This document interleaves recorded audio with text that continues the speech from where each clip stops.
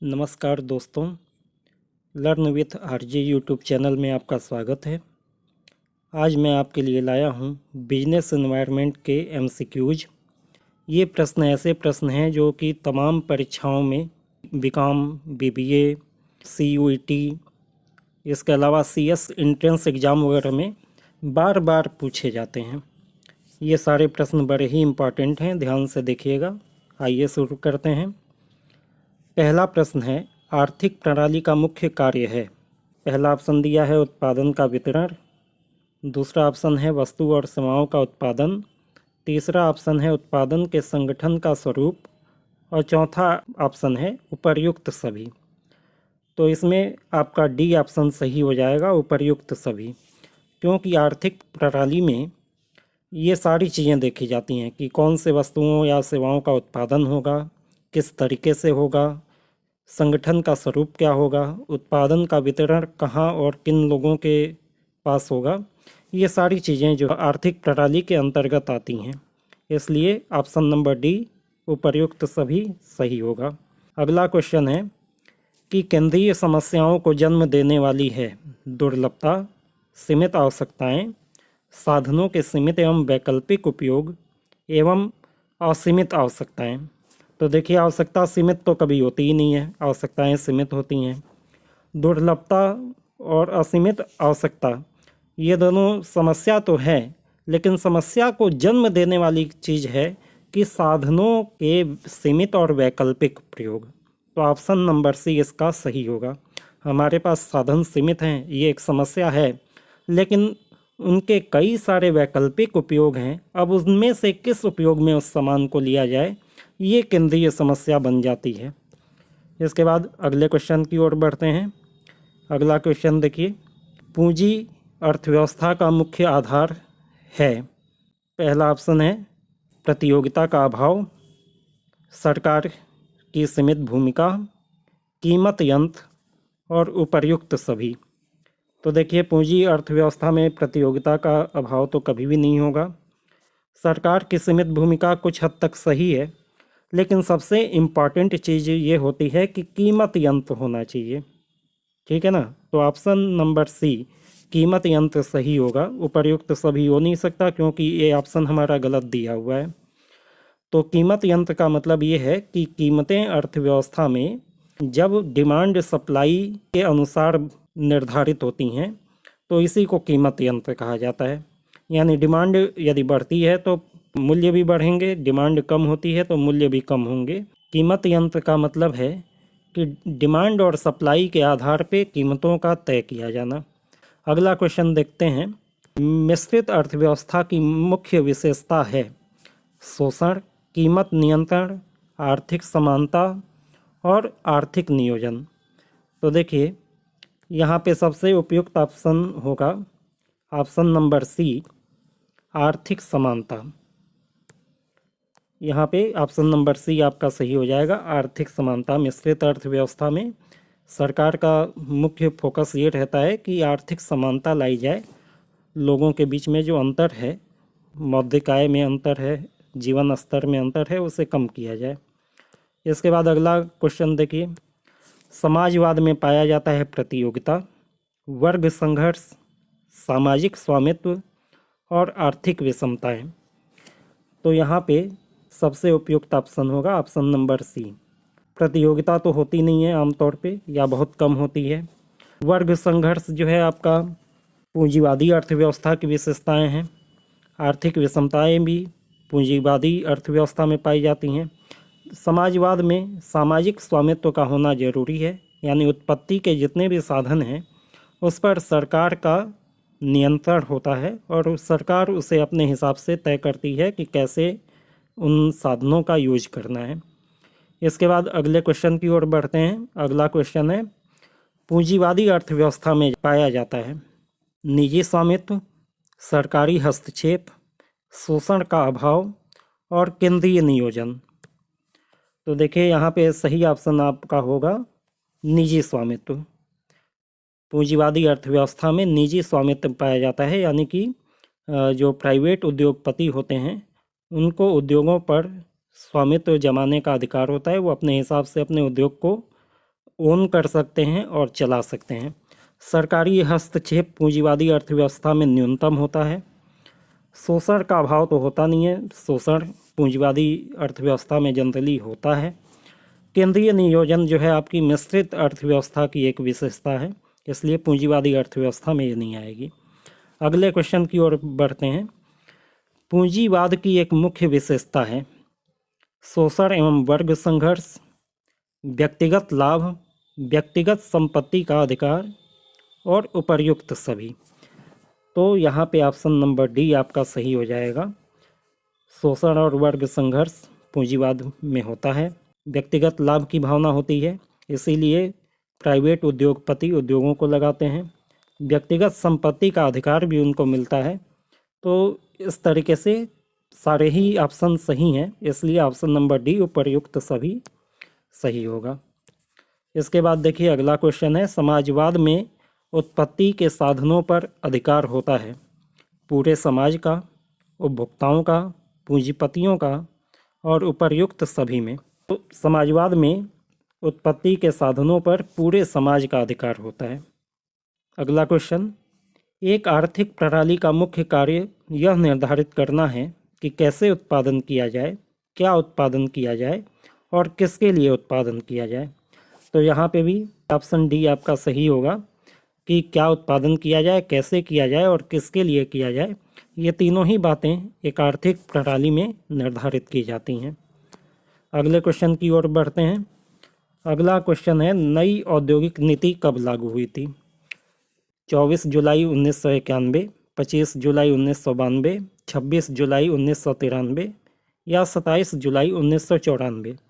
इसका सही उत्तर होगा ऑप्शन नंबर ए, 24 जुलाई 1991।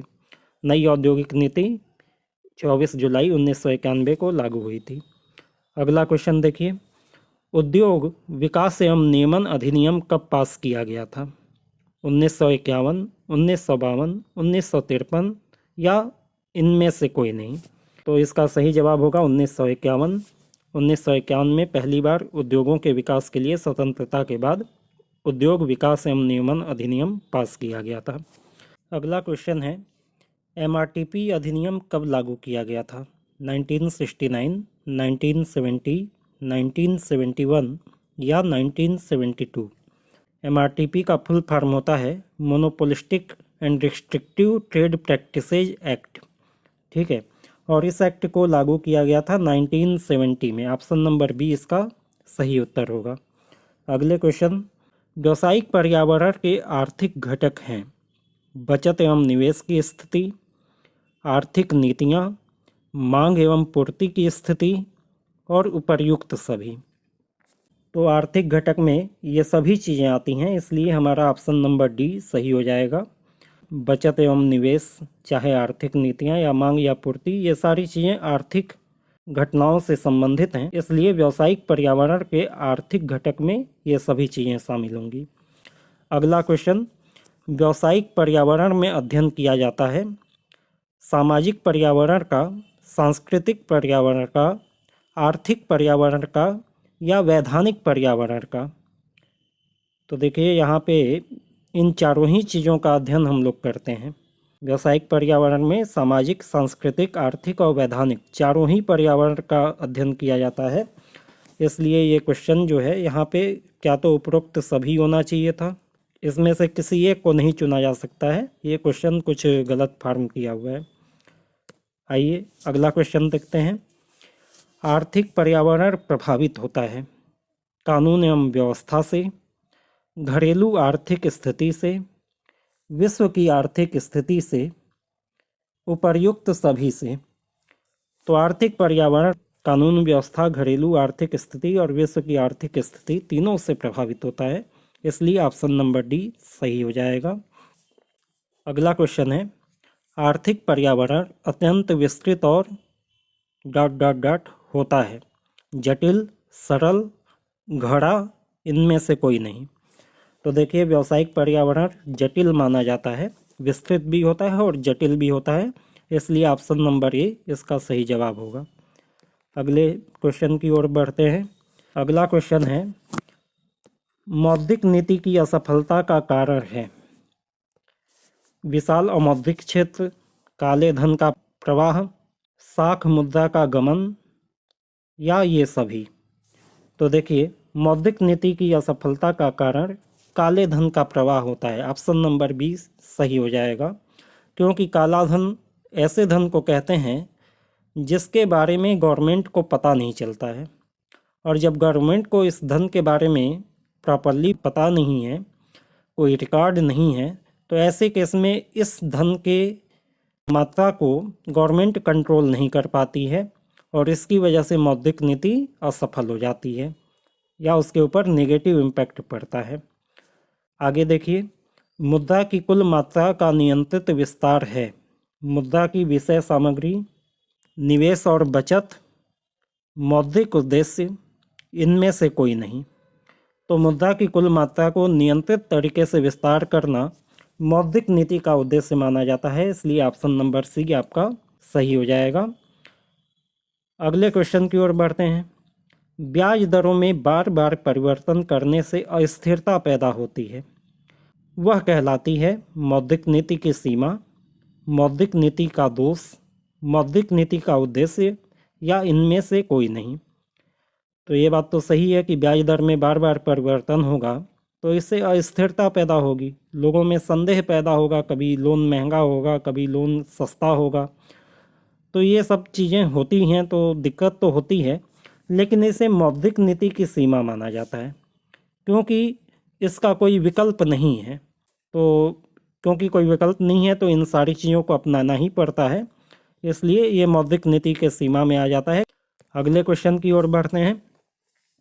आर्थिक विकास की पृष्ठभूमि तैयार की जा सकती है मौद्रिक नीति द्वारा, मूल्य नीति द्वारा, राजकोषीय नीति के द्वारा या इनमें से कोई नहीं। तो देखिए, आर्थिक विकास की पृष्ठभूमि को तैयार करने में भी मौद्रिक नीति महत्वपूर्ण भूमिका निभाती है। ऑप्शन नंबर ए सही होगा। बाकी चीज़ें भी इम्पॉर्टेंट हैं, लेकिन पृष्ठभूमि तैयार करने के लिए मौद्रिक नीति इसलिए आवश्यक है क्योंकि मौद्रिक नीति के माध्यम से हम मुद्रा की मात्रा को नियंत्रित करते हैं। डिमांड फैक्टर को इसके माध्यम से कंट्रोल किया जाता है। डिमांड को बढ़ाया जा सकता है या घटाया जा सकता है। उत्पादन को बढ़ाने घटाने का अलग तरीका है, या उत्पादन स्थिर भी है, तो केवल डिमांड फैक्टर को ही कंट्रोल करके आर्थिक विकास के स्तर में परिवर्तन लाया जा सकता है। तो इस तरीके से आर्थिक विकास की पृष्ठभूमि मौद्रिक नीति के द्वारा तैयार की जा सकती है। इसके बाद अगला क्वेश्चन देखिए, विदेशी निवेश के प्रकार हैं 2, 4, 5 और फिर से ऑप्शन नंबर 2 दिया है। तो चलिए, विदेशी निवेश 2 प्रकार के होते हैं। एक होता है FDI, फॉरेन डायरेक्ट इन्वेस्टमेंट, और दूसरा होता है FII, foreign institutional investment. FDI में क्या होता है कि विदेशी कंपनियां या विदेशी जो व्यापारी होते हैं, उद्योगपति होते हैं, वो दूसरे देश में डायरेक्टली जाकर अपने यूनिट लगाते हैं, अपने कारखाने लगाते हैं और वहाँ पे उत्पादन करते हैं, बेचते हैं। इस तरीके से निवेश करते हैं दूसरे देश में, तो ये फॉरेन डायरेक्ट इन्वेस्टमेंट कहा जाता है। दूसरा जो तरीका होता है फॉरेन इंस्टीट्यूशनल इन्वेस्टमेंट, इसमें विदेशी कंपनियां अपने यूनिट को नहीं खोलती हैं दूसरे देशों में, बल्कि दूसरे देशों में पहले से जो कंपनियां चल रही हैं या जो उद्योग चल रहे हैं उनमें अपना पैसा डाल देती हैं, उन उद्योगों के शेयर, डिवेंचर वगैरह खरीद लेती हैं और इस तरीके से पैसा उसमें डाल देती हैं। अपना ऑपरेशन कुछ नहीं करती हैं, लेकिन पैसा उनका लगा रहता है, तो इसे कहते हैं फॉरेन इंस्टीट्यूशनल इन्वेस्टमेंट। तो 2 तरीके से विदेशी निवेश किया जा सकता है। अगला प्रश्न, भारत में विनियोग की धीमी दर का प्रमुख कारण है उद्यमशीलता का अभाव, कम बचत, अधिक खर्च या ये सभी। तो इसमें सही ऑप्शन आपका होगा ऑप्शन नंबर ए, उद्यमशीलता का अभाव। बचत का कम होना या खर्च का अधिक होना ये विनियोग की धीमी गति का कारण नहीं है, ये पूंजी निर्माण यानी कैपिटल फॉर्मेशन की धीमी गति का कारण है। विनियोग की धीमी गति का मुख्य कारण उद्यमशीलता के अभाव को माना जाएगा, इसलिए ऑप्शन नंबर ए सही होगा। अगले क्वेश्चन की ओर बढ़ते हैं। अगला क्वेश्चन आपका है, विशिष्ट पर्यावरण के प्रमुख संघटक हैं आपूर्तिकर्ता, वित्तीय मध्यस्थ, प्रतिद्वंदी या उपरोक्त सभी। तो इसमें सही उत्तर होगा उपर्युक्त सभी, ऑप्शन नंबर डी। विशिष्ट पर्यावरण का मतलब है माइक्रो इन्वायरमेंट या इंटरनल इन्वायरमेंट भी इसे कहा जाता है। इसके अंतर्गत ऐसी घटनाएं या ऐसे लोग आते हैं जो संस्था से बहुत नज़दीकी के साथ जुड़े हुए होते हैं, जैसे कि आपूर्तिकर्ता है, वित्तीय मध्यस्थ है, प्रतिद्वंदी है। ये सब डायरेक्टली कनेक्शन में रहते हैं बिजनेस के साथ, इसलिए इनको विशिष्ट पर्यावरण के घटक माना जाता है। जबकि एक्सटर्नल इन्वायरमेंट या मैक्रो इन्वायरमेंट किसी एक उद्योग पर प्रभाव नहीं डालता है, उसमें कोई भी परिवर्तन होने पे पूरी अर्थव्यवस्था पे प्रभाव पड़ता है। इसमें आर्थिक प्रणाली, आर्थिक नीतियाँ, वैधानिक पर्यावरण, कराधान नीति, राजकोषीय नीति जैसे तमाम चीज़ें आती हैं। आगे देखिए, पर्यावरण संबंधी घटक जो व्यवसाय से अधिक घनिष्ठता से जुड़े होते हैं उसे कहते हैं विशिष्ट पर्यावरण, समष्टि पर्यावरण, सामान्य पर्यावरण या उपर्युक्त सभी। तो अभी मैंने बताया कि जो घटक व्यवसाय से अधिक घनिष्ठता से जुड़े होते हैं वो विशिष्ट पर्यावरण के अंग होते हैं। ऑप्शन नंबर ए आपका सही होगा। अगला क्वेश्चन है, व्यवसाय के आर्थिक पर्यावरण को प्रभावित करती हैं आर्थिक विकास का स्तर, आर्थिक नीति, आर्थिक प्रणाली या उपर्युक्त सभी। तो देखिए, ये तीनों चीज़ें, आर्थिक विकास का स्तर, आर्थिक नीति और आर्थिक प्रणाली, ये तीनों आर्थिक पर्यावरण के अंग माने जाते हैं और इसलिए आर्थिक पर्यावरण को ये तीनों ही चीज़ें प्रभावित करेंगी। इसलिए हमारा सही आंसर होगा ऑप्शन नंबर डी, उपर्युक्त सभी। आगे, बजटीय घाटा बराबर कुल प्राप्तियाँ माइनस, ऑप्शन दिया है राजस्व व्यय, कुल व्यय, राजकोषीय घाटा या ब्याज की अदायगियाँ। यहाँ पे आपका सही आंसर होगा कुल व्यय। जब कुल प्राप्तियों में, गवर्नमेंट की कुल प्राप्तियों में से गवर्नमेंट के कुल व्यय को घटा दिया जाता है, तब हमें बजटीय घाटा ज्ञात हो जाता है। आगे देखिए, राजकोषीय घाटा बराबर ब्लैंक प्लस उधार व अन्य देनदारियाँ। ऑप्शन दिया है बजटीय घाटा, राजस्व घाटा, कुल प्राप्तियाँ या राजस्व व्यय। तो राजकोषीय घाटा को निकालने के लिए जब बजटीय घाटे में अन्य उधार और देनदारियों को जोड़ दिया जाता है तो हमें राजकोषीय घाटा मिलता है। तो यहाँ पे ऑप्शन नंबर ए, बजटीय घाटा, सही उत्तर होगा। अगले प्रश्न को देखें। राजकोषीय नीति के प्रमुख अंग हैं सरकार की ऋण नीति, सरकार का करारोपण, सरकार की व्यय नीति या उपर्युक्त सभी। तो देखिए, राजकोषीय नीति में ये तीनों चीज़ें आती हैं, ऋण नीति भी आती है, कर नीति भी आती है, व्यय नीति भी आती है। ये तीनों ही जो है राजकोषीय नीति का अंग हैं, इसलिए ऑप्शन नंबर डी, उपर्युक्त सभी, सही ऑप्शन है। अगला प्रश्न, भारत में उदारीकृत विनिमय दर प्रणाली लागू की गई थी 1 मार्च 1992, 1 अप्रैल 1993, 1 अप्रैल 1994 या उपर्युक्त में से कोई नहीं। तो उदारीकृत विनिमय प्रणाली को 1 अप्रैल 1994 को लागू किया गया था। ऑप्शन नंबर सी इस प्रश्न का सही उत्तर होगा। आगे देखते हैं, WTO का दोहा सम्मेलन हुआ था नवंबर 2000, दिसंबर 2000, नवंबर 2001 या फिर उपर्युक्त में से कोई नहीं।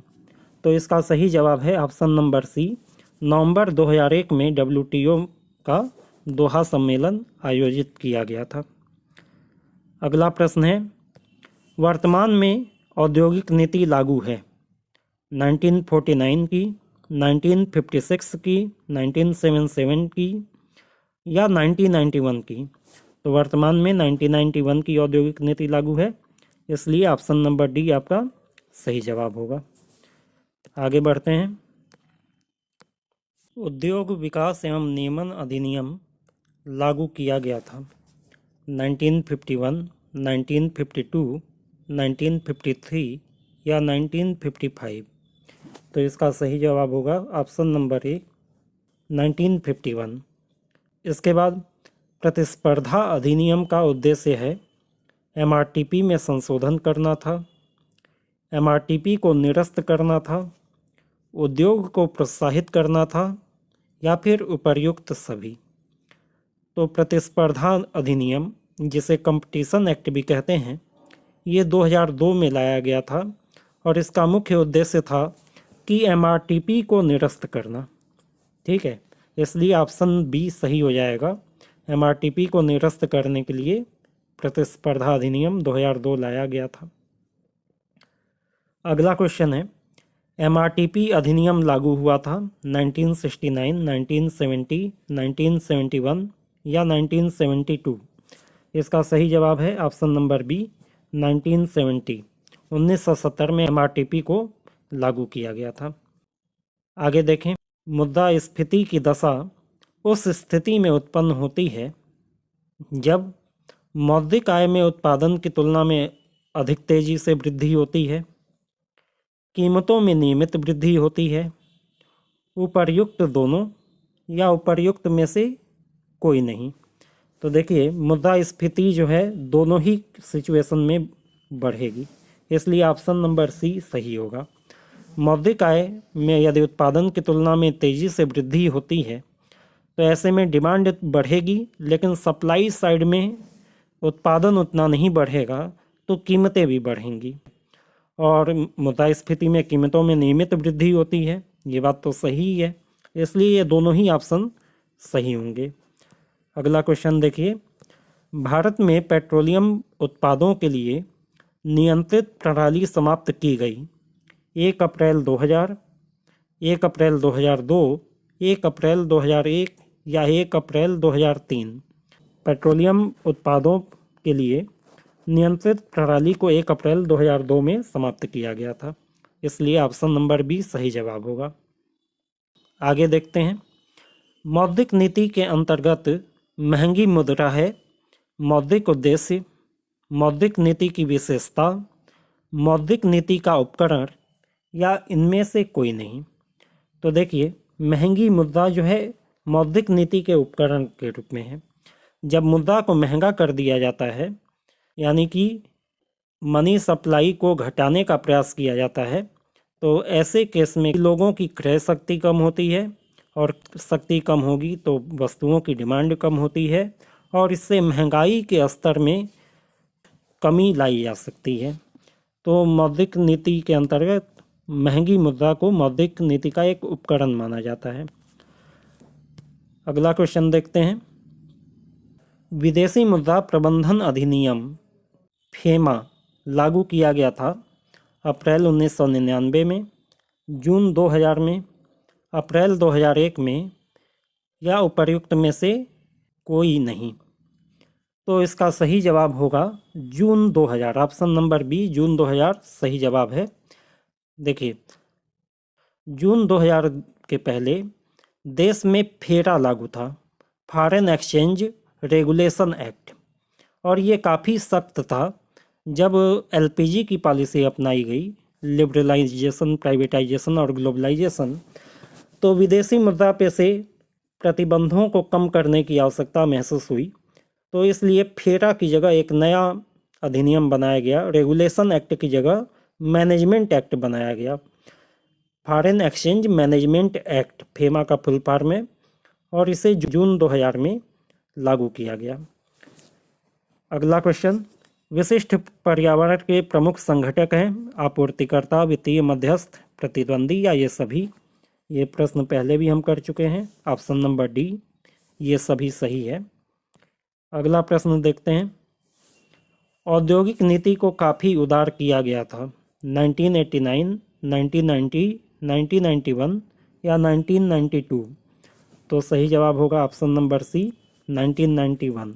1991 में औद्योगिक नीति को काफ़ी आसान बनाया गया था।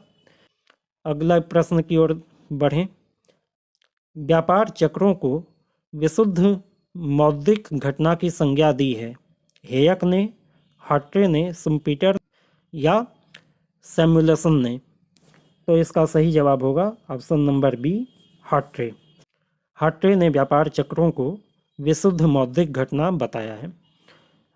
अगला प्रश्न है, व्यापार चक्र के अधिविनियोग सिद्धांत के प्रतिपादक हैं हार्ट्रे, हिक्स, शुम्पीटर या हेयक? इसका सही जवाब होगा हेयक। ऑप्शन नंबर डी, हेयक सही जवाब है। हेयक ने व्यापार चक्र के अधिविनियोग सिद्धांत को बताया था। इसके बाद है, व्यापार चक्र के 9 प्रवर्तन सिद्धांत के प्रतिपादक हैं सैमुएल्सन, शुम्पीटर, हार्ट्रे या हेयक? तो 9 प्रवर्तन सिद्धांत दिया है शुम्पीटर ने, इसलिए ऑप्शन नंबर बी सही जवाब होगा। अगले प्रश्न की ओर बढ़ते हैं। अगला प्रश्न है, निम्नलिखित में से पूंजी बाजार का अंग नहीं है? श्रेष्ठ प्रतिभूति बाजार, पुराना पूंजी बाजार, नया निर्गमन बाजार या वाणिज्य पत्र बाजार? तो इसका सही उत्तर होगा ऑप्शन नंबर डी, वाणिज्य पत्र बाजार। क्योंकि ये वाणिज्य पत्र या कमर्शियल पेपर जो है वो मनी मार्केट में आते हैं, कैपिटल मार्केट में नहीं आते हैं। बाकी तीनों चीज़ें कैपिटल मार्केट में आती हैं। श्रेष्ठ प्रतिभूति बाजार सरकारी प्रतिभूतियों का बाजार होता है, गवर्नमेंट सिक्योरिटीज यहाँ पे खरीदी बेची जाती हैं। पुराना पूंजी बाजार शेयर मार्केट को कहते हैं या स्टॉक मार्केट को कहते हैं, जहाँ पहले से जारी किए गए शेयर्स आदि को बेचा जाता है। नया निर्गमन बाजार एक ऐसा बाजार है जहाँ नई कंपनियाँ अपने शेयर को पहली बार ग्राहकों के सामने बेचने के लिए रखती हैं। तो ये तीनों ही पूंजी बाजार के अंग हैं, लेकिन वाणिज्य पत्र बाजार जो है वो मनी मार्केट यानी कि मुद्रा बाजार का अंग माना जाता है। अगला प्रश्न है, पुराने निर्गमन बाजार को कहा जाता है स्टॉक एक्सचेंज, प्राथमिक बाजार, प्रतिभूति बाजार या इनमें से कोई नहीं? तो अभी मैंने बताया कि पुराने निर्गमन के बाजार को स्टॉक एक्सचेंज कहते हैं, जहां पर पहले से जारी किए गए शेयर और डिबेंचर्स को बेचा जाता है। तो आज के वीडियो में इतना ही रखते हैं। अभी और भी बहुत सारे क्वेश्चन मेरे पास हैं जिसकी प्रैक्टिस मैं आपको कराऊंगा। तो पहले पार्ट में इतना ही रखते हैं, अगले वीडियो में आगे के प्रश्नों को हम देखेंगे। यदि आपको कोई डाउट हो तो कमेंट में आप अपने प्रश्न पूछ सकते हैं। यदि वीडियो आपको अच्छी लगी हो तो वीडियो को लाइक शेयर करना मत भूलिएगा और इस चैनल को सब्सक्राइब कर लीजिएगा ताकि आने वाली वीडियोज़ के नोटिफिकेशन आपको समय समय पर मिलते रहें। धन्यवाद।